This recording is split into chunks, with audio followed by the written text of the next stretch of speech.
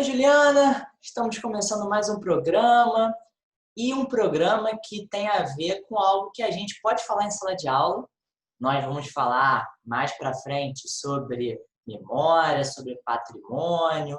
Não vou entregar ainda exatamente sobre o que vai ser o nosso gancho, nosso pontapé inicial, mas quando a gente fala em memória e patrimônio, que são termos bem abstratos de uma certa maneira e que exigem, né, uma reflexão maior, assim.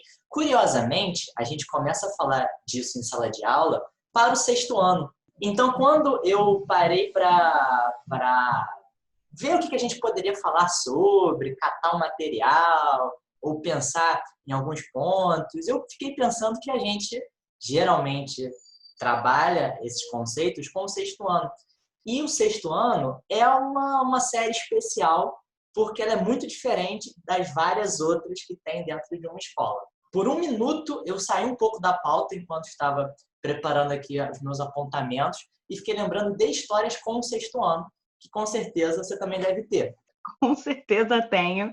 Inclusive, eu digo para todo mundo que sexto ano é divisor de águas, mas também é formador de caráter. Porque um professor ou uma professora que tem um sexto ano na vida, ele não é ou ela não é a mesma pessoa depois que faz por essa experiência. Assim, impossível.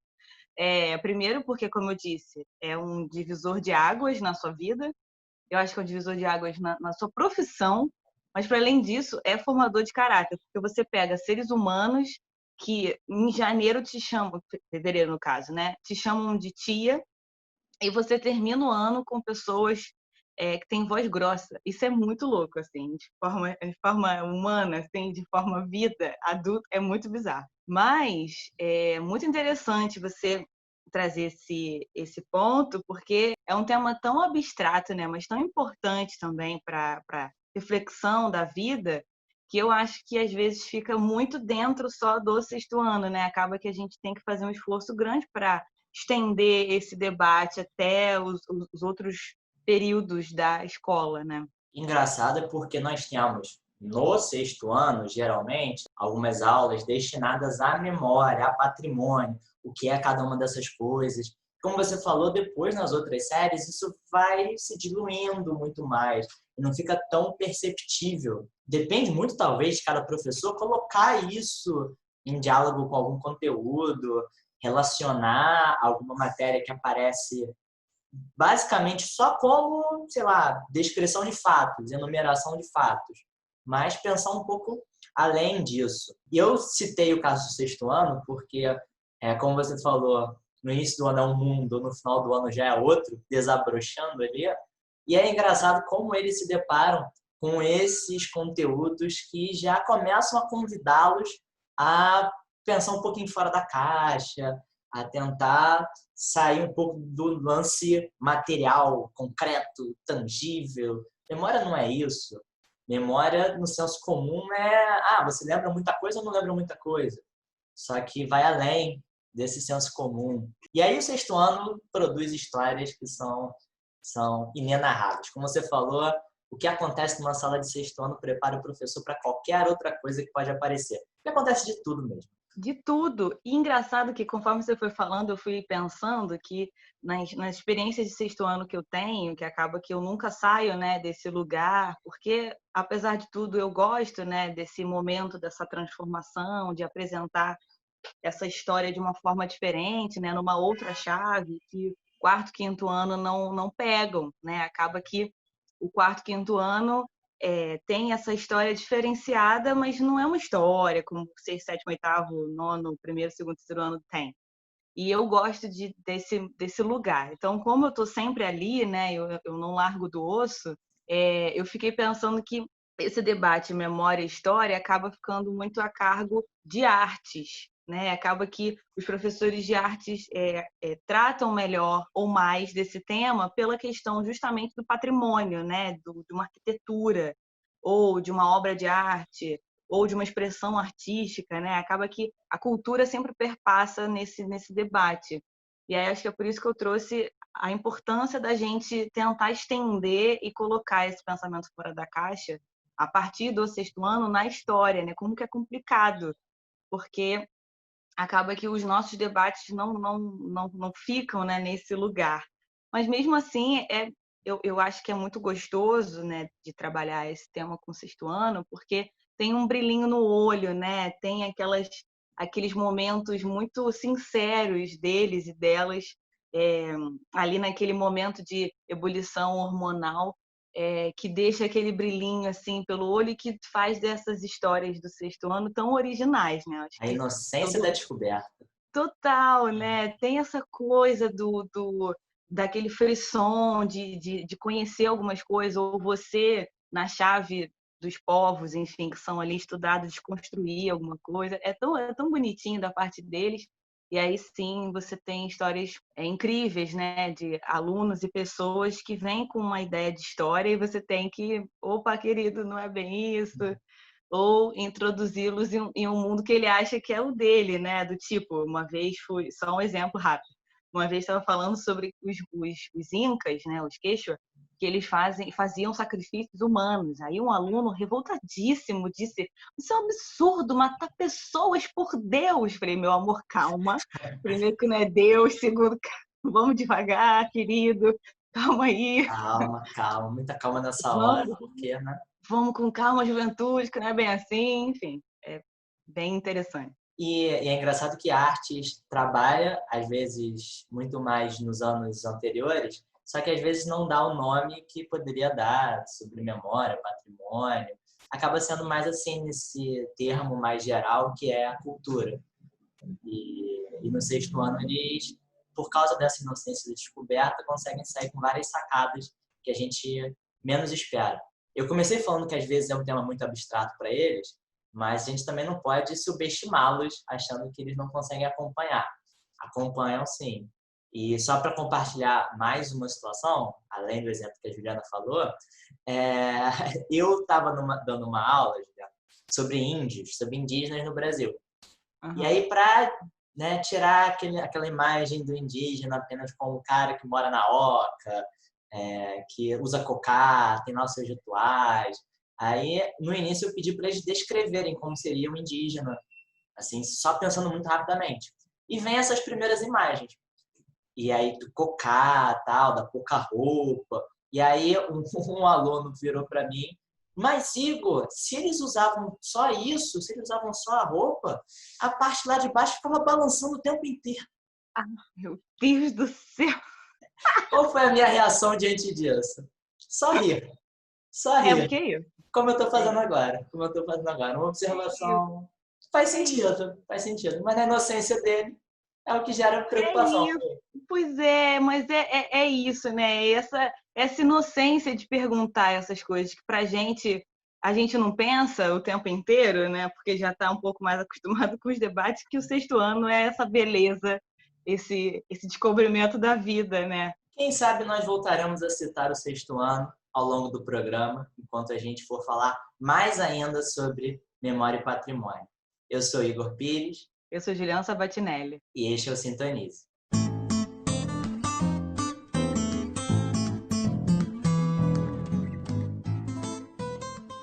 O maior acervo de imagens em movimento da América do Sul, localizado em São Paulo, chamado Cinemateca, está a ponto de desaparecer a qualquer momento. De acordo com o Brasil de Fato, parte desse acervo, que conta cerca de 250 mil rolos de filmes, materiais, documentários e imagens, está prestes a sumir por falta de investimento.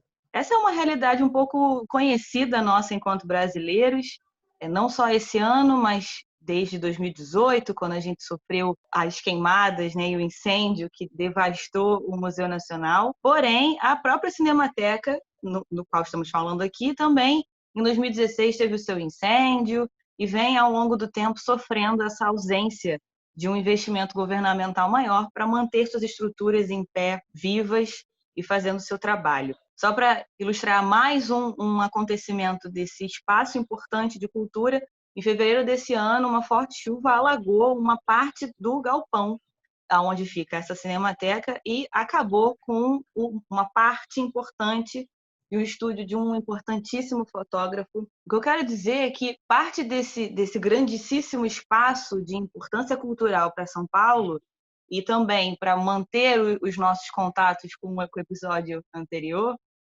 vão ser pano de fundo do nosso episódio de hoje para a gente pensar história, patrimônio, memória, acervo, cultura e história, evidentemente. Acho que o nosso ponto aqui, Igor, é refletir, pensar, trazer questões sobre esse problema gravíssimo do nosso país.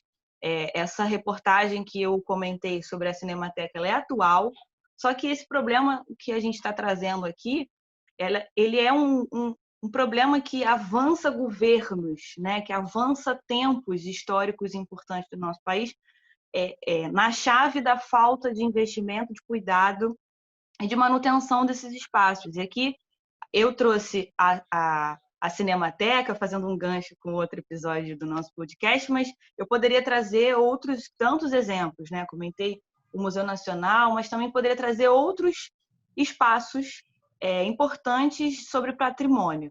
A essência desse nosso debate hoje aqui, Igor, eu acho que é falar sobre patrimônio e conectar também esse fato da própria Cinemateca com os últimos acontecimentos que a gente presenciou esse ano, de derrubada de estátuas, com uma outra justificativa que não foi ausência de governo, mas de investimentos desse governo, mas de uma questão ideológica, né? Acho que também a gente pode trazer esse problema, essas questões para dentro desse saco grande que a gente está chamando aqui de patrimônio, memória e cultura.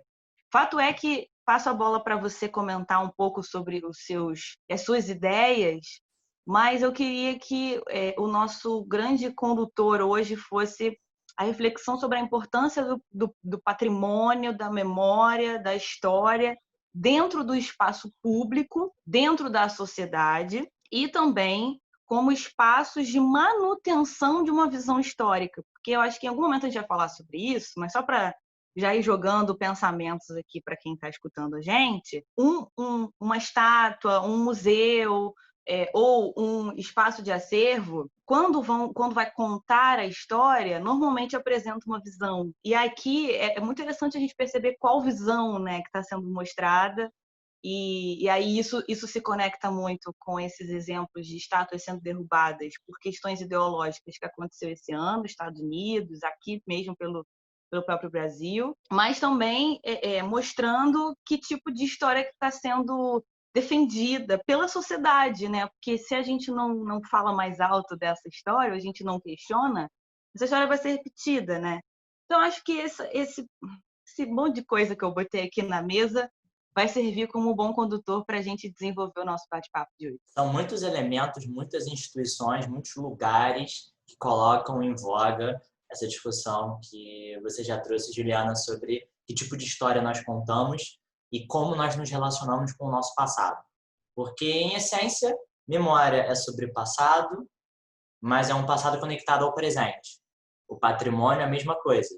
São um conjunto de elementos que dizem sobre a história de um povo, de um país, mas tem a ver com a identidade vivenciada também hoje em dia. E nós começamos pela Cinemateca, em função dos acontecimentos muito recentes do Brasil, em relação à falta de políticas públicas, de investimentos, de cuidado, de discussões sobre como gerir este lugar. Como a Juliana falou, é importantíssimo para a história do cinema brasileiro, em função dos rolos de filmes que tem ali guardado e outros documentos relacionados, como cartazes, fotos, roteiros, livros, vários outros tipos de materiais que ampliam as informações, ampliam os dados, ampliam a base sobre essa expressão artística e cultural. E a Cinemateca é um lugar muito antigo, que tem uma origem muito antiga, melhor dizendo, desde 1940, quando alguns primeiros estudiosos, primeiros interessados em cinema, fundaram em São Paulo um clube de discussão, projeção, discussão e publicações sobre o cinema. E desde então, de 1940 para cá, esse local já passou por várias atribulações, por vários problemas, desde ser fechado durante a ditadura do Vargas, desde sofrer incêndios ou alagamentos, até mesmo questões burocráticas de como administrar o espaço, cuidar do que é necessário cuidar e dos esforços que isso provoca, né, do cuidado em manter aqueles rolos, de evitar acidentes, de remunerar os trabalhadores que atuam nessa área. E, mais recentemente, para a gente colocar aqui a discussão do porquê a Cinemateca passa por essas dificuldades, ela, desde 2016, 2017, ela vem sendo administrada por uma associação de comunicação chamada Associação de Comunicação Educativa Roquete Pinto, ou, simplificadamente, ACERP. E, de 2016 para cá, ela teria um contrato assinado de gestão deste espaço, de cuidado com o material que tem ali, de remuneração dos trabalhadores, até o final do ano 2021. As datas variam de acordo com o ponto de vista que nós analisamos. O fato é que o Ministério da Educação, na figura daquele personagem tão odiável, o Weintraub, não renovou, Abraham Weintraub, não renovou o contrato com a SERP, e por causa disso se criou toda uma controvérsia se uma empresa à parte poderia cuidar dessa atividade de gestão, de administração, de preservação, sustentação mesmo, ou se caberia ao governo, à União. O fato é que, por causa desse impasse, atualmente está nas mãos do governo isso, só que é o governo que nós conhecemos hoje em dia como um dos maiores responsáveis por ataques à cultura, à história, à educação. Então, faltam investimentos. Já faltava antes, enquanto essa empresa cuidava da gestão, então repasses do governo já faltavam, e agora, com, né, a administração oficialmente cabendo ao governo federal, isso se torna um problema ainda mais flagrante. E, nesse sentido, muitos são os problemas decorrentes daí. Por quê? Primeiro, manutenção necessita desse investimento contínuo. E sem manutenção, existem riscos de acidente, já que, sem o pagamento da energia elétrica, esses rolos de filme correm o risco de se perderem. Podem se incinerar, podem passar por algum incidente que possa desgastar tudo aquilo, possa eliminar tudo aquilo. Assim como os funcionários que trabalham ali estão não sendo pagos, não estão sendo pagos. Então, é mais uma questão que se coloca para dificultar a manutenção desta instituição. E como a gente vai falar aqui, assim como outros vários elementos que compõem o Brasil, ajudam a formar quem é esse brasileiro, como é a sua trajetória, como é a sua história. A Cinemateca guarda muito material cinematográfico, mas, além de guardar a história do cinema brasileiro, ela também armazena um pouco da nossa história como povo, como cidadãos.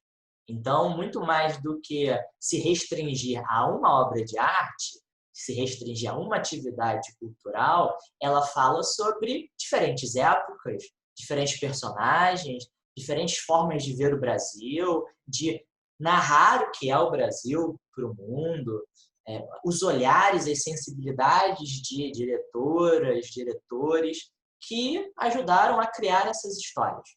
E, nesse sentido, preservar com políticas públicas a Cinemateca, o cinema e várias outras formas de arte, é preservar a própria identidade do Brasil. Sem dúvida, fiquei pensando sobre essa questão da identidade, né? E como que esse material que a Cinemateca guarda é uma ajuda, né? E complementa todo o trabalho de outras instituições, como museus, espaços de arte, de cultura geral, mas como que ela também é um espaço de importância. E desenvolvendo mais esse problema que o Brasil, de fato, apresentou em julho, nessa reportagem estava dizendo que esses rolos de filme, por falta de manutenção e de cuidado do ambiente que está armazenando esse material, os rolos de filme podem entrar em combustão e simplesmente sumirem nas labaredas de fogo que podem surgir dali, porque como são materiais antigos, deveria ter mais cuidado sobre eles, né? Deveria ter um tipo de armazenagem especial para evitar problema. Acho que é por isso que Eu comecei falando que esse acervo de 250 mil rolos de filme podem sumir, porque se um pega fogo, os outros vão pegar fogo por consequência, já que são antigos São igual muito ou mais. inflamáveis. Muito Claro. inflamáveis. E aí, como que espaços como esse podem ficar sem conservação e sem atenção necessária em tempos tão difíceis? Como é que pode isso, né? Mas essa minha pergunta, ela é autorrespondativa, se essa palavra existe. Ela se responde sozinha, porque eu acho que a pergunta não é como que esses espaços ficam sem investimento, como se fosse assim, meu Deus, como? Por quê? Eu acho que a minha pergunta é para que esses espaços estão sem investimento, né? Por que não investir? Para que não investir lá na Cinemateca? Porque queima, acabou, é isso, é menos um ponto de investimento, de cuidado que os ministérios ou o Ministério da Educação tem. Então, a gente pode, eu fico pensando, né, quem está articulando com essas questões, eu fico pensando, a gente pode pegar esse dinheiro então colocar em outro lugar, que é muito mais interessante do que preservar a parte da nossa história. E eu estou falando tudo isso em um discurso que se casa com outros espaços de memória e de conservação que também já foram embora, do tipo Museu Nacional, em 2018, que pelo mesmo motivo do receio de uma combustão ou de falta de pagamento de luz, funcionário, também a gente perdemos o acervo de anos, coleções de anos, de séculos foram embora. E também lembrei aqui agora, recentemente, foi esse ano, inclusive, em junho, o Museu de História Natural da UFMG, em Belo Horizonte, também sofreu incêndios e parte dos acervos científicos que tinham ali também sumiram. Então, eu devolvo e complemento a minha pergunta, né? Qual é o projeto? Né? Que projeto é esse de eliminação da história e da cultura? Qual o objetivo? Né? Qual o objetivo da falta de investimento? Pegar esse dinheiro e colocar em outro lugar? Será que essa recolocação dessa verba está sendo feita? Que lugar é esse que está sendo colocado? Porque não tem outra explicação, pelo menos, quer dizer, tem várias, né? Mas para o nosso debate aqui, o que se encaixa melhor seria isso: você enquanto ministro, você enquanto presidente, você enquanto governador, você enquanto prefeito, autoridade competente para isso, ou que deveria ser competente, tem um plano, tem esse plano de não investir nesses espaços para apagar memórias que talvez, ou histórias que talvez não estejam sendo adequadas ao discurso desse governo, né? Essa é a única explicação que, neste momento aqui, vale. Não quer dizer que só seja essa, né? Porque a gente pode entrar aqui em várias questões que, enfim, daria mais outros episódios, mas acho que o ponto é esse, né? Qual o objetivo de não investir nesses lugares? E aí, voltando para essa Cinemateca, eu estava lendo, conforme fui preparando, né, o nosso debate aqui, que o galpão onde ela está colocada, onde ela é agora, né, onde tem parte desse acervo e parte da amostra também que existe dessa própria Cinemateca, é de 2011. Se a gente for colocar isso no tempo, esse prédio não é tão antigo assim, né? Tudo bem, tem um tempo considerável e a gente sabe que prédios antigos precisam de manutenção o tempo inteiro. Mas a ponto do material entrar em combustão a qualquer momento, a gente pode pensar que talvez não tenha investimento desde que a Cinemateca foi para esse galpão. Então, a falta de cuidado não é só desse governo, eu acho que está pior nesse governo por conta dessa minha pergunta, para que eu não vou botar dinheiro lá? Mas, assim, eu acho que a grande base do nosso episódio de hoje é entender que esse problema da conservação, tanto memória, quanto de patrimônio, quanto de materiais, como a gente está falando aqui, né, pela própria Cinemateca, é histórico. Por que esquecer ou para que esquecer? Acho que essa é a grande pergunta que está no cerne desses problemas que a gente está trazendo aqui. O que, claro, pode colocar diferentes respostas em jogo, como você mesma apontou, e em diferentes épocas, talvez existam diferentes particularidades para tentar encontrar uma razão, não legitimar, mas encontrar uma razão que nos faça entender essa despreocupação com a preservação de acervos culturais, artísticos, históricos e o devido cuidado que cada um deles exige. Como você falou, é uma questão antiga, é um problema que vem de muito tempo. Talvez, em outros anos, em períodos um pouco mais antigos, tenha muito a chave de um descaso. Não exatamente um projeto de apagamento da história, algo mais autoritário, de manipular o sentido que nós podemos atribuir a essas instituições, a esses elementos históricos, mas um descaso no sentido de não reconhecer a importância da memória, do patrimônio, da história, porque, teoricamente, colocando entre várias aspas, o valor desses elementos não se faz sempre imediatamente.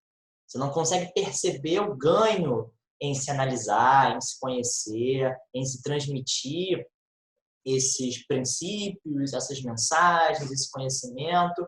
Isso nem sempre se mostra imediatamente, a curto prazo, né? Isso ajuda a nos formar enquanto povo ao longo do tempo. É o que nós conhecemos na nossa história, a forma como nós nos entendemos, é como nós reconhecemos os equívocos da nossa história e tentamos não repeti-los. E em muitos governos, né, desde a fundação da Cinemateca para cá, existe um descaso no sentido de não atribuir a devida importância a essa atividade histórica, de memória, de valorização do patrimônio. Hoje em dia, eu já acredito que talvez possa existir um reconhecimento não da importância da história como formação do país, do seu povo, mas uma manipulação de que tipo de história se pretende criar e transmitir. E um revisionismo da pior espécie possível, porque é um revisionismo que nega elementos muito básicos e tenta reescrever a história para satisfazer os interesses de camadas cada vez mais autoritárias que dão as caras no Brasil. E revisitam períodos da nossa história atribuindo significados completamente distorcidos.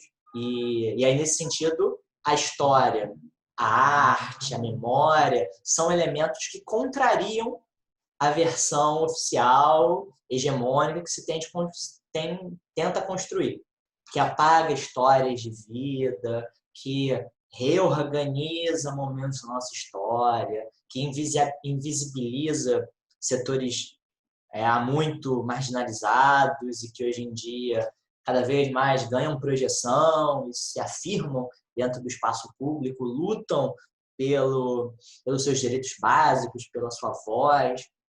E aí, nesse sentido, a história, a memória, essas instituições, todo esse acervo ajudam a combater, ajudam a desafiar a leitura vigente da sociedade. E é um projeto que se afirma autoritário nos mínimos detalhes. Então, no caso específico que a gente está trazendo da Cinemateca, e toda essa confusão em torno da sua administração e a União pegando para si essa tarefa, nós temos o relato de que isso foi feito também de maneira truculenta. E o momento de, digamos assim, transferência de bastão, passa para a União recebe as chaves para tomar conta da Cinemateca, foi feita de maneira autoritária, enviando policiais, como se aquilo fosse necessário usar a força e ainda por cima transmitir o recado de que quem manda aqui é o governo, quem manda aqui são essas figuras, figuras que até agora a gente se pergunta o que fizeram para se colocar nessa posição tão poderosa, assim, figuras como o atual secretário de Cultura e eterno Malhação, Mário Frias, reconhecido até hoje simplesmente por ter sido galã de Malhação nos anos 90. Muita coisa mais do que isso talvez falte ali no currículo. Mas são esses aspectos, são essas discussões que a Cinemateca e que, como você muito bem trouxe, Juliana, vários museus espalhados pelo Brasil também dialogam com isso. A gente vai falar daqui a pouquinho também de toda a discussão em relação à derrubada de estátuas no Brasil e em outros países, que tem a ver com o que a gente está falando e que tem a ver com os conceitos gerais de memória e patrimônio, que a gente também pode entrar daqui a pouco. Definir o que são para deixar ainda mais evidente a importância da sua preservação. Primeiro, muito engraçado você falar que o Mário Frias é símbolo de Malhação nos 90, é isso, eu não posso discordar.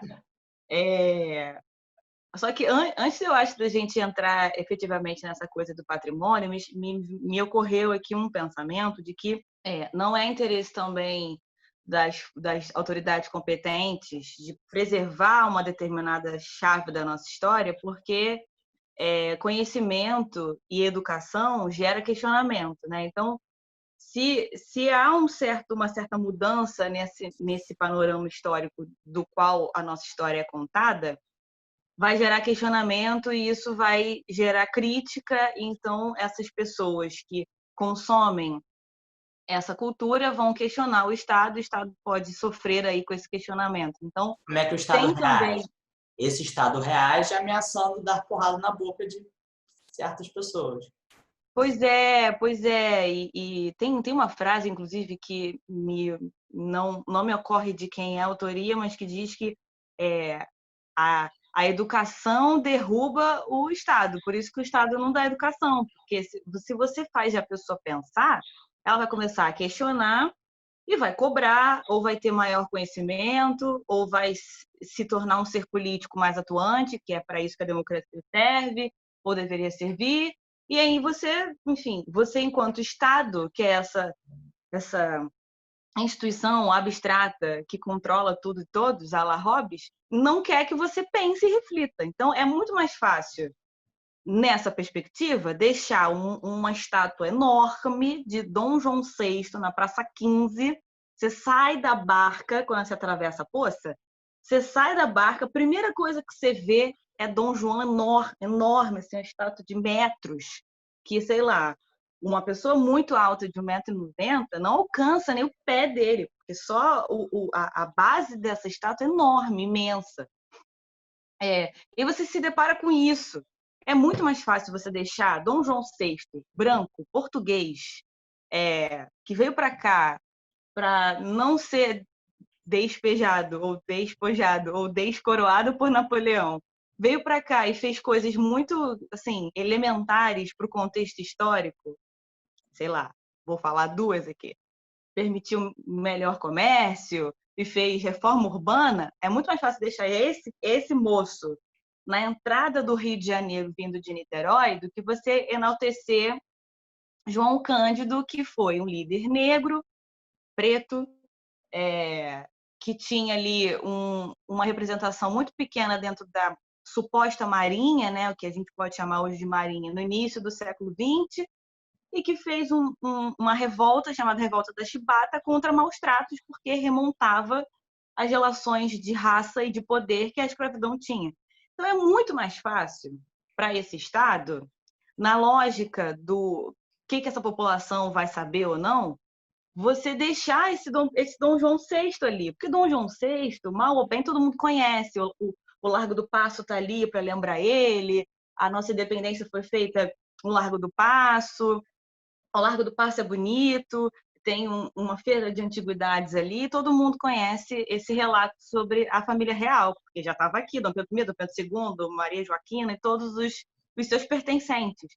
É muito mais fácil você manter essa história do que você problematizar a liderança preta numa revolta que foi importante, porque no início do século XX a gente estava falando sobre escravidão ainda.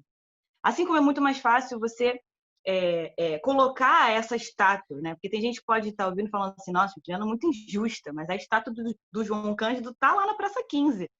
Mas é muito mais fácil você colocar a estátua do João Cândido no canto escondido, na ponta da Praça 15, que hoje em dia o VLT esconde ela. E que a gente, como historiador que anda pelo centro e que dá aula no centro para pessoas, para a gente refletir sobre o espaço, a gente carrega as pessoas para lá. Porque se você sai da barca, você não vê o João Cândido.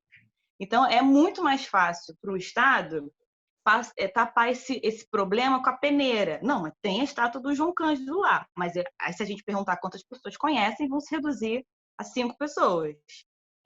Porque não é não é para enaltecer essa história, não é interessante enaltecer essa outra visão. Acaba que, ao fim e ao cabo, o discurso de posse que o governo tem da nossa história é absurdo. E a gente, como um bom historiador, demanda assim, de um esforço grande para ir de encontro a essas falas repetidas, do tipo, Pedro Álvares Cabral descobriu o Brasil. Assim, isso eu acho que você, como professor de história, e todas as pessoas que me escutam, tentam desconstruir isso o tempo inteiro dentro de sala, porque não teve descobrimento, e não foi ele que descobriu. Ou Foi? também trouxe a civilização para a América, e isso se Ai, estende para Cristóvão Colombo, que fez a galera daqui, os povos originais, evoluírem, trouxe a religião, exato. trouxe organização. Trouxe leis, trouxe pessoas com roupa. Então, assim, é muito mais fácil você manter esse repeteco que, por exemplo, me ocorreu agora,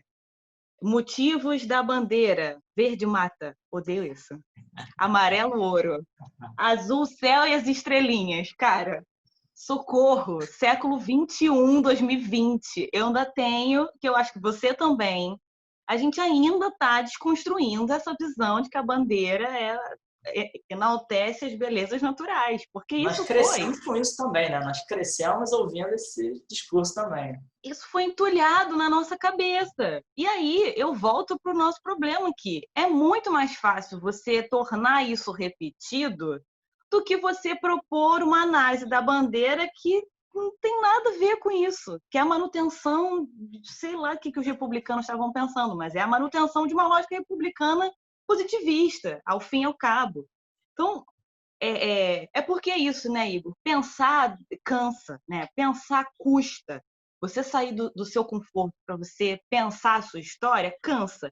Então, como cansa e demanda, porque é mais fácil ser repetido que você problematizar, eu sinto que ao longo do tempo é muito mais fácil para autoridades competentes que coordenam lugares de cultura e de memória não investirem nesses lugares para manter repetição, porque aí eu volto para o meu tema inicial. Se você mantém essa repetição, Pedro Álvares Cabral descobriu o Brasil, tá bom, você não precisa pensar em índio, você não precisa pensar em povo maia. A lhama do Museu Nacional que queimou tá bom para ela, porque é isso. Quando eu puder ir ao Peru, eu vou, mas não importa se o povo quechua estava representado ali pela lhama, sabe?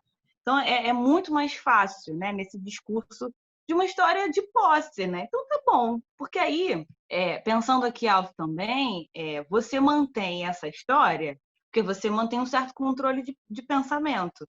E aí, como nós, de pessoas humanas de forma geral, né? Porque eu incluo a gente que está refletindo sobre fatos históricos, mas também galera de artes, galera de filosofia, galera de sociologia, que eu ainda acho mais profundo, está pensando o seio social, né? A construção de sociedade, que eu acho que deve ser muito pior, porque construção de sociedade vem na chave de uma tradição também.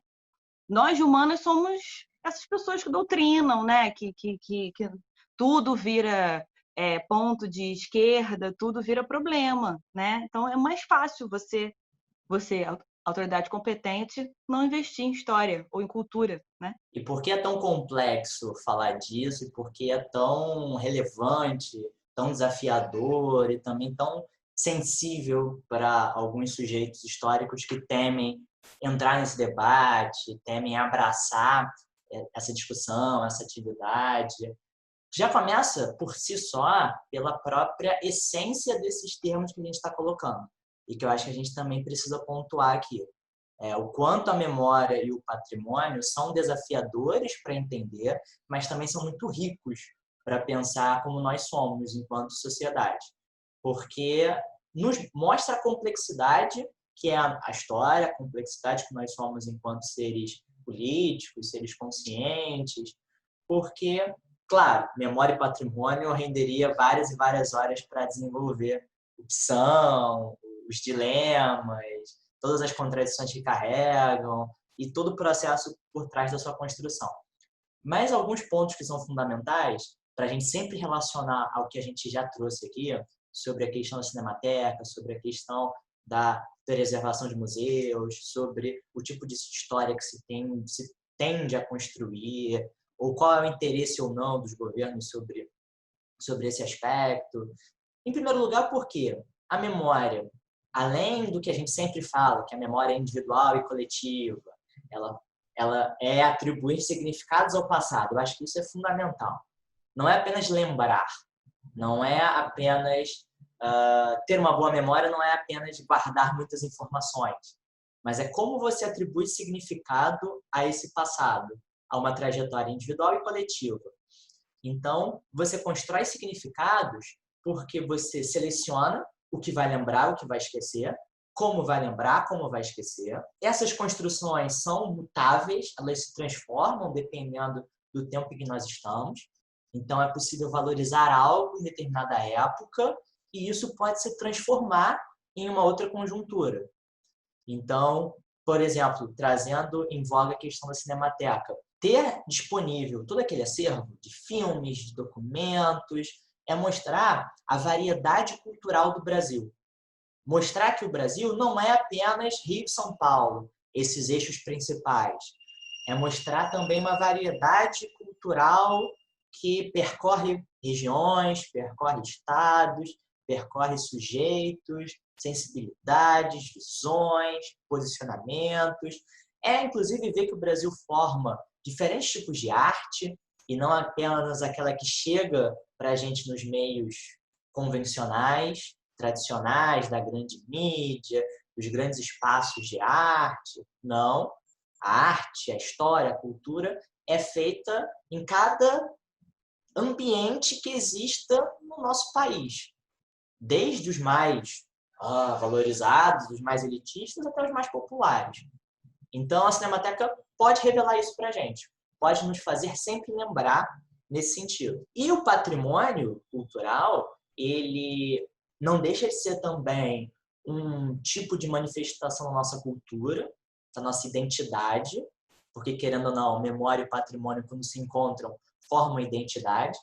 Não só a nossa identidade, eu Igor e Juliana, mas também a identidade do Brasil, que nós reconhecemos como elementos fundantes do nosso país, elementos muito marcantes. Então, podem ser expressões artísticas, podem ser monumentos, podem ser modos de vida, diferentes e variados modos de vida, e podem ser bens materiais e imateriais. Podem ser desde as festividades, das danças, das crenças, do Rio de Janeiro, do Amazonas, da Bahia, do Rio Grande do Sul, de Alagoas, de Goiás, dos 4 cantos, dos milhares de cantos do Brasil. E podem ser bens também materiais, como, para trazer aqui mais especificamente a discussão sobre os monumentos, podem ser também as construções paisagísticas, as construções de monumentos que trazem versões da nossa história. Então, a gente começou falando sobre a Cinemateca em relação à memória e a gente pode alongar esse debate citando as muitas controvérsias que cercaram o tema, que também é atual, apesar de ter já acontecido alguns meses atrás, da derrubada de estátuas de personagens específicos da história. Então, nós temos casos que vêm dos Estados Unidos, vêm da Inglaterra, de personagens que deram origem a monumentos, a estátuas, e que movimentos sociais hoje em dia já questionam o porquê desse tipo de construção. Tem muito a ver com o movimento negro a partir da violência policial nos Estados Unidos e das muitas manifestações que aconteceram por conta dessa questão. E aí tudo começou com a derrubada na Inglaterra do Edward Colston, um sujeito que parecia ser impecável, perfeito. A história oficial contava isso. A história não oficial e escondida, que se faz questão de esconder, escondia que ele era um traficante de pessoas escravizadas. Mas espera aí, trazendo de novo o que a Juliana falou no centro do Rio. Dom João VI você quer estampar na entrada do Rio de Janeiro. E o João Cândido não. Você reserva um espaço, um lugar secundário para ele. Você hierarquiza que tipo de passado você quer mostrar para todas as gerações. Então, que tipo de personagem, que tipo de narrativa é construída a partir de quem está ali naquelas estátuas, naqueles monumentos? Porque vem todo tipo de questionamento. Ah, mas derrubar as estátuas? Foi o caso do Edward Colston, foi o caso do Jefferson Davis, presidente dos Estados Confederados durante a Guerra Civil norte-americana, no século XIX. É a estátua de Cristóvão Colombo, é a estátua do rei Leopoldo da Bélgica, que ou foram decapitadas ou foram derrubadas. Mas isso é um patrimônio histórico, isso é a história sendo contada. Você vai abrir mão desses elementos. Mas, antes de tudo, vem o primeiro questionamento. Será que essa é a única possibilidade de contar sobre esses personagens? Porque eu fico pensando, monumento, assim como, sei lá, nome de rua, não é só preservar o nome desta pessoa. Você está fazendo uma homenagem. Não é qualquer pessoa que recebe um busto, recebe uma estátua. Tem um traço valorativo nisso, de você criar um discurso de que aquele personagem histórico deve ser valorizado. E aí, peraí, se você valoriza um traficante de escravizados, você valoriza a escravidão, não é? Fiquei pensando, conforme você foi falando sobre essa coisa de valorizar, que tem várias coisas para a gente pensar aqui, né? Em termos de Rio de Janeiro, mas em termos de Brasil, em termos de mundo. Quando você dá nome a uma coisa, você está colocando um poder sobre ela, né? Porque quem nomeia é quem tem a força, né? E se a gente for pensar, só para casar aqui os debates, quem nomeia é o Estado, né? Então o Estado tem a força, é isso. Quem está dando o nome é quem tem a posse. Então, o nome da rua é uma homenagem, o busto que foi colocado é uma homenagem. E aí, para a gente ver como é que essa questão é uma relação de poder, né? A gente comentou aqui sobre o Largo do Paço. Eu falei Largo do Paço, você pode conhecer como Paço Imperial e tem gente que fala Praça 15. É o mesmo lugar. Então, como que tem essas disputas também de poder por quem está falando? Porque era Largo do Paço, quando baixou a República, virou Praça 15. Então é isso, né? Essa hierarquia, você falou brilhantemente, inclusive, peguei para mim essa expressão, essa hierarquia do passado. O que eu quero mostrar? A quem eu quero homenagear? Qual a apologia que eu estou fazendo? E para continuar o que você estava falando, essas questões dessas estátuas de traficantes de escravizados, Colombo, surgiu para muita gente como um debate meio novo. Tipo, não, agora, por conta das manifestações com George Floyd e tudo que foi gerado pelos Estados Unidos, a gente está se atentando a isso. Só que em 2013, 2014, um grupo de pessoas, assim, de pessoas civis, de movimentos sociais que estão pensando na história de outro lugar, tacaram tinta no monumento aos bandeirantes em São Paulo, já mostrando que o rolê era diferenciado, porque aquele monumento enorme, cheio de bandeirantes ali, tinha a reprodução do que foi uma história branca contada de uma perspectiva de cima. Os bandeirantes mataram indígenas, capturaram escravizados e acabaram escravizados e acabaram com quilombos, inclusive palmares, que é o que a nossa tradição diz. E por que tem um monumento ali enorme, né? Que inclusive esses dias eu fui olhar de novo esse monumento, tem a presença de indígenas puxando o cavalo ali, sabe? Assim como pessoas com feições escravizadas. Tipo assim, esse debate não é novo. A gente está tentando falar sobre isso há um tempo. Mas, assim, que bom que está sendo falado e que bom que a gente está problematizando isso na chave da hierarquia desse passado, que essa expressão é incrível, porque ainda é um debate importante. E eu colo esse debate numa outra questão que eu estou trazendo aqui como advogada do diabo, mas também para colocar lenha na fogueira, de que tem muita gente que na contramão fala assim, não tem que destruir essa estátua, tem que colocar ela dentro de um museu, porque faz parte da história. E aí, nesse ponto, apesar da minha fala que está sendo super inflamada, assim, claramente favorável a uma história contada da forma decente, eu concordo com as pessoas quando dizem que essas estátuas têm que ir para o museu. Porque se todo fato tem várias versões, E se essa estátua um dia existiu, eu discordo que ela seja destruída. Eu concordo que ela seja colocada em um lugar em que haja uma memória para ela e que essa memória seja correta. Tipo, fulano, traficante de escravizados, matou tantas pessoas, teve esse problema, trouxe milhões de pessoas para cá, e que a memória correta para essa pessoa seja dada. Então, na contramão do que a gente está falando aqui, eu também penso que eu discordo de destruir essa estátua. Eu discordo de acabar com ela. Eu concordo que ela saia do espaço público, porque se o espaço é público, a pessoa cria uma memória ou uma história que reproduz o que já é falado há anos. Tipo, Pedro Álvares Cabral descobriu o Brasil. Então, a gente precisa ir para o Museu do Índio. Mas eu acho que essa estátua saindo desse espaço público, algo tem que ser colocado ali, porque o espaço público também é detentor de história e de memória. E se memória é essa representação do passado e o patrimônio está junto dali para reforçar isso, eu concordo que essas estátuas deveriam ter sido levadas para um outro lugar. Porque aí você pode dar o que a gente está reivindicando aqui, que é várias versões de um mesmo fato, mas que seja versões justas, né? Que esses traficantes, que o Monumento aos Bandeirantes, ou que outros bustos e patrimônios saiam desse lugar, que outras coisas sejam colocadas naquele lugar para ser mantido essa intenção do espaço público, mas que o debate amplie e que a gente consiga ter diferentes pensamentos sobre a mesma coisa. A gente não está reivindicando aqui, que eu acho que às vezes pode soar isso, né? Que a gente destrua o monumento aos bandeirantes. Já está lá, mano. Deixa ele lá bonito.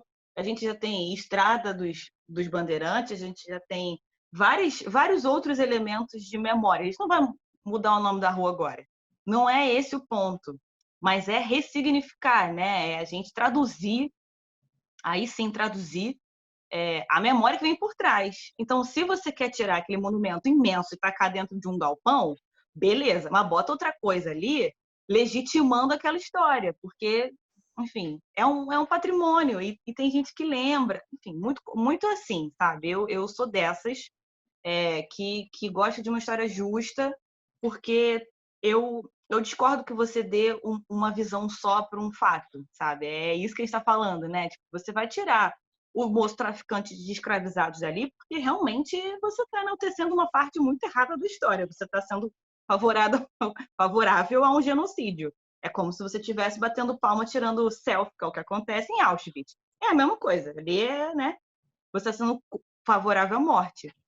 Mas eu acho que é preciso que a gente repense também o que colocar naquele lugar. E como preencher esse lugar de uma outra maneira, né? Ainda que esse tema renda ainda muito mais discussão, ainda tenha muita polêmica, ainda tenha muitos outros posicionamentos possíveis, porque pensando do ponto de vista de quem, por exemplo, defenda a derrubada daquelas estátuas, a gente pode pensar também no gesto simbólico que isso representa.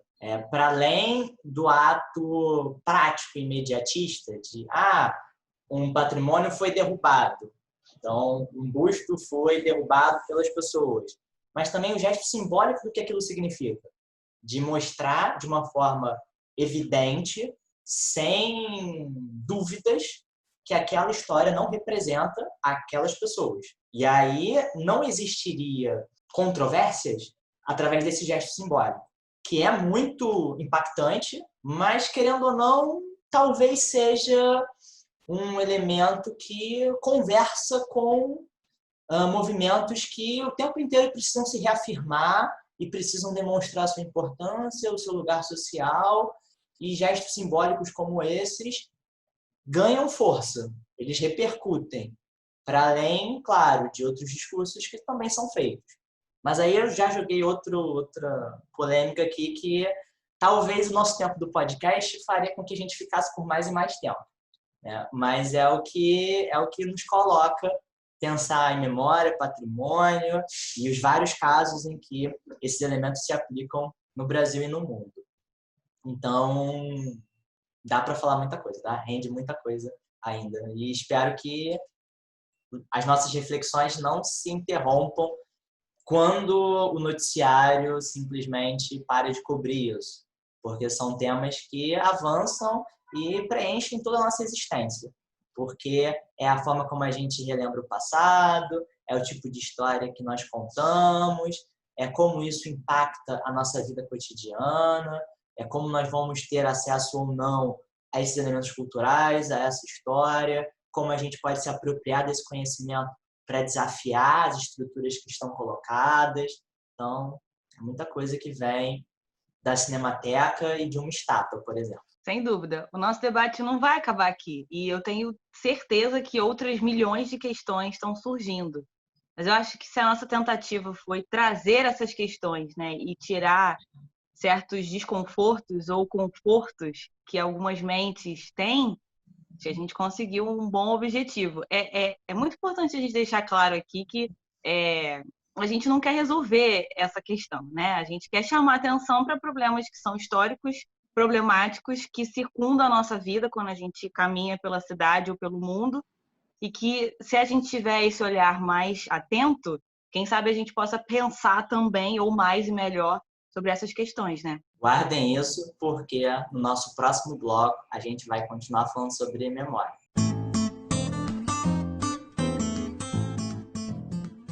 Começando o bloco agora com as dicas culturais para engrandecer, para desdobrar ainda mais o que a gente já falou nos outros 2 blocos sobre memória, patrimônio.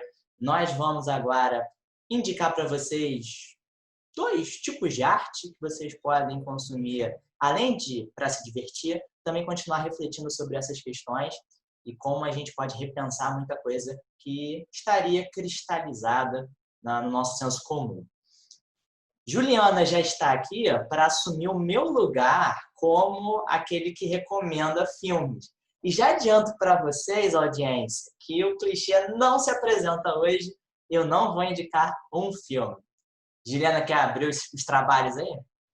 Abro os trabalhos, mas em minha defesa eu quero dizer que eu já indiquei um livro, um documentário e agora vem um filme. Mas eu não posso discutir com você porque você disse que o documentário é filme também. Então, como Claro. você sabe muito mais do que eu vou segurar as pitangas aqui, tá? Ok, mas eu vou começar.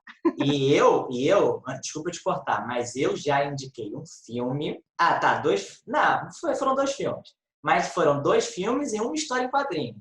Então, tem uma variedade aí. Vai lá. Ok. Mas, pensando em derrubada de estátua, patrimônio, história, mudança, minha dica é Adeus Lenin. Esse filme, ele, para mim, assim, ele é muito difícil de ser encontrado, eu quero deixar isso bem claro aqui, que eu acho que é um absurdo, porque é muito difícil de achar ele pela Netflix, por exemplo. Mas pelo YouTube tem umas cenas, assim, é possível você encontrar pelo YouTube. Mas ele é um filme que ele sempre me deixa muito pensativa sobre essa coisa de patrimônio e sobre história, né? Só para contextualizar, ele é um filme que se passa no finalzinho, ele se passa, né? Esse roteiro se passa no final da União Soviética, em 90, 91, e conta a história de um menino que tem a sua mãe, que era socialista, daquelas muito arraigadas, muito firmes nas suas ideias, que ela sofre uma certa questão de saúde e que ela não pode ter muitos abalos ou muitas tristezas, né? E é justamente nesse momento que essa mãe está com essa questão de estar internada em coma, que a União Soviética acaba. E esse filho, sabendo que essa mãe tem toda essa questão com ser socialista e tal, ele resolve recriar a União Soviética dentro da casa dele. Então é muito interessante porque ele bota jornal da época antigo, ele consegue, né, por estar nesse período de transição dessa Rússia que está se tornando capitalista, nessa transformação pós-União Soviética, alguns alimentos, alguns jornais antigos para fazer com que esse imaginário soviético da mãe continuasse. Mas assim, duas cenas muito interessantes que eu quero destacar aqui é porque o nome do filme, que é Adeus Lenin, é porque acho que o ponto auge desse filme é quando a estátua do Lenin é derrubada, já pelo finalzinho do filme, e a mãe vê esse momento, né, dessa estátua sendo caída porque esse regime já não está mais em voga, né? essa cena mexe muito comigo, mas o que dá o start dessa cena é a mãe deitada, assim, e na janela ela vê um pôster da Coca-Cola sendo colocado num prédio, assim. Aquele pôster enorme dos anos 90 ali, que tinha aquela coisa vermelha da Coca-Cola. E a mãe leva um susto, e aí essa cena dela indo para a rua e vendo a estátua do Lenin caindo acontece. Assim. Então, fica a dica para pensar patrimônio, mudança, né? Ainda mais naquele contexto, o que era a União Soviética no mundo e o que vai se tornar depois, os desafios. Esse período de transição ele é muito interessante e vale a pena assistir. É um filmaço que acho que se encaixa bem com essa coisa de estátua que a gente falou hoje aqui. Ainda por cima, dois mundos que se chocam, né? Capitalismo e comunismo, duas versões diferentes para a história, duas formas diferentes de entender o passado e de construir as suas identidades, seu próprio patrimônio, né? Porque tem os símbolos clássicos, né? Do que representa capitalismo, do que representa comunismo. E, querendo ou não tem muito a ver com o que a gente falou hoje aqui. Minha dica de hoje, como eu já adiantei, é um livro e tem alguma relação com a dica da Juliana, porque, de alguma maneira, também pode envolver a União Soviética. Mas pode envolver também outros regimes que se enquadrem, né, no que a história deste livro conta. Quando nós lançarmos a versão em vídeo, o pessoal vai poder ver, mas quem ouvir primeiro o podcast, eu vou descrever agora a capa do livro que eu vou apontar. É o livro 1984, do George Orwell, e que tem relação com o que a gente falou sobre memória, tem relação com o que a gente falou sobre reescrever o passado, ter uma intenção muito bem definida de como esse passado precisa ser relembrado, precisa ser construído.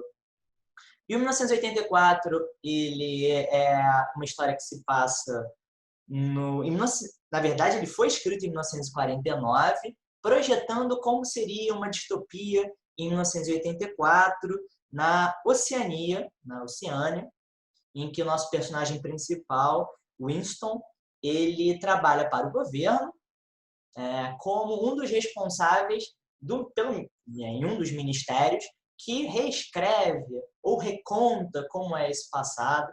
E aí ele tem algumas funções de transmitir para a população versões positivas daquele estado, daquele país, um país que está eternamente em conflito e uma sociedade eternamente vigiada pelo grande irmão, pelo Big Brother, que controla e vigia, monitora para ver se a sociedade está andando todos na mesma direção, no mesmo ritmo, estão alinhados dentro da ideologia oficial.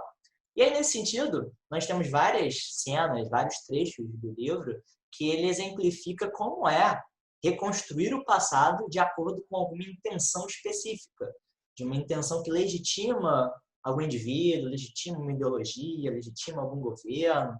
E talvez um dos exemplos mais emblemáticos seja a previsão de crescimento econômico ou de produção de algum alimento, não lembro exatamente qual é, e que os jornais noticiavam que o governo dizia que tal produção chegaria a tal índice. Seria isso. Só que a produção não chegava naquilo. A produção ficou bem abaixo do que era a expectativa.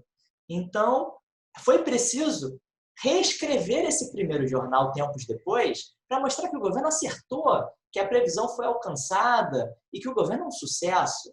Então, por exemplo, a previsão era aumentar em 50% a produção de tal produto. Só chegou a 20%. Vamos adulterar o passado, adulterar o jornal, querendo ou não, é um tipo de memória, um tipo de patrimônio, para dizer que desde o princípio já se imaginava que 20% seria a cota a ser atingida. E a população pode até, num primeiro momento, desconfiar. Espera aí, eu juro que dizia que era mais. Mas se o jornal está dizendo, é verdade. E as gerações futuras não têm nem essa lembrança para questionar, para tentar contrariar o que o governo coloca. E aí a história se desenvolve com esse nosso protagonista conhecendo uma personagem que tira ele da zona de conforto, faz ele repensar que sociedade é essa que está sendo controlada, sem liberdade e que é oprimida por esse controle, essa vigilância constante e aí ele tenta, de alguma maneira, enfrentar este sistema. Livro 1984, do George Orwell. Tem filme, mas eu indiquei o livro. Muito bem, queria fazer 2 comentários muito rápidos, porque hoje eu estou muito falante nesse episódio. Primeiro, que o filme ele é protagonizado pelo ator que faz o Olivaras de Harry Potter, e é um filmaço, porque apesar de... Enfim, eu não sou muito crítica de filme, Igor, me desculpa, mas para mim é um filmaço, porque dá para ver o que o livro está falando. E é muito interessante, aí já emendo para o segundo comentário, porque o filme, assim como o livro, você nunca sabe em que momento é real ou é da cabeça do personagem. Então, por isso que esse livro ele é fundamental para qualquer ser humano ler um dia e pensar sobre a quantidade de tapas na cara que o autor dá na nossa cara, no caso, com esse livro. É imprescindível que as pessoas leiam. E eu acho também, só para dar uma salgadinha aqui nesse rolê, de ler as outras obras do mesmo autor, que é também um cara muito importante para o nosso tempo e para o tempo dele lá em 48. É John Hurt, o ator que é o Ah, protagonista do obrigada. filme e também fez o Olivares de Harry Potter. E eu Aí. também gosto muito do filme. O livro é meio difícil de adaptar porque a história não parece assim tão certinha, tão tradicional para virar filme. Mas acho que também fazem um bom trabalho com um livro que é meio desafiador. Eu gosto muito do filme também. E fica a dica também da Juliana, mais uma dica para vocês. Procurar os outros livros do George Orwell. Evolução dos Bichos, então, é outro clássico. Mais fininho, mais rápido de ler. Esse aqui já é um pouquinho mais trabalhoso, mas nem por isso menos recomendado. Com isso, com as nossas dicas de hoje, o Sintonize está chegando ao final do 3º episódio. Esse episódio em que nós falamos sobre cinemateca, estátuas, memória, patrimônio e até sobre os alunos do 6º ano. Esse episódio recheado de coisas você pode acompanhar em vídeo no nosso canal no YouTube, @sintonizepodcast. Mas também você pode seguir a gente nas redes sociais, @JussaBatinelli no Twitter e no Instagram. E @Igor Pires M, Instagram e Twitter. É isso aí, fica ligado, ligada, que semana que vem tem mais Sintonize, com mais questões e mais história para a gente discutir aqui junto. Até o próximo programa, galera. Tchau, tchau.